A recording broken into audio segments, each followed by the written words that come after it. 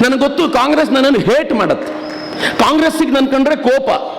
ನಾನಿವತ್ತು ವೇದಿಕೆ ಮೇಲೆ ನಿಮ್ಮ ಜೊತೆ ಹಂಚ್ಕೊಳ್ತಿದ್ದೀನಿ. ನಿನ್ನೆ ಬೆಂಗಳೂರಿನಿಂದ DIGಗಳು ಎಲ್ಲ ಪೊಲೀಸ್ ಸ್ಟೇಷನ್ಗೂ, ನಿಮ್ಮ ಶಿವಮೊಗ್ಗ ಪೊಲೀಸ್ ಸ್ಟೇಷನ್ಗೂ ಒಂದು ಮೆಸೇಜ್ ಬಂದಿದೆ. ಆ ಮೆಸೇಜ್ನ ಶೇರ್ ಮಾಡ್ತೀನಿ ನಾನು ಬೆಳಗ್ಗೆ.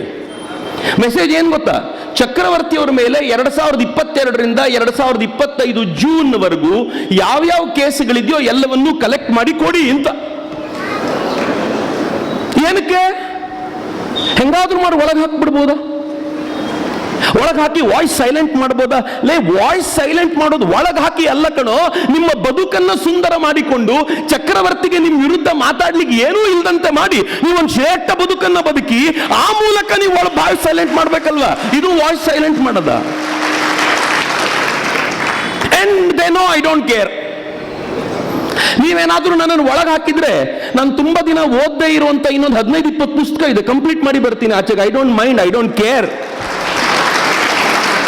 ಯಾಕೆ ಅಂತಂದ್ರೆ ಸರ್ಕಾರ 5 ವರ್ಷಕ್ಕೊಮ್ಮೆ ಬದಲಾಗುತ್ತೆ. ಭಾರತದ ಇತಿಹಾಸ 25,000 ವರ್ಷಗಳಷ್ಟು ಹಳೆಯದು. ನಿಮ್ಮಂತ ಅನೇಕ ಮಂತ್ರಿಗಳನ್ನ, ಅನೇಕ ಮುಖ್ಯಮಂತ್ರಿಗಳನ್ನ ಈ ದೇಶ ನೋಡಿ ಆಗಿದೆ.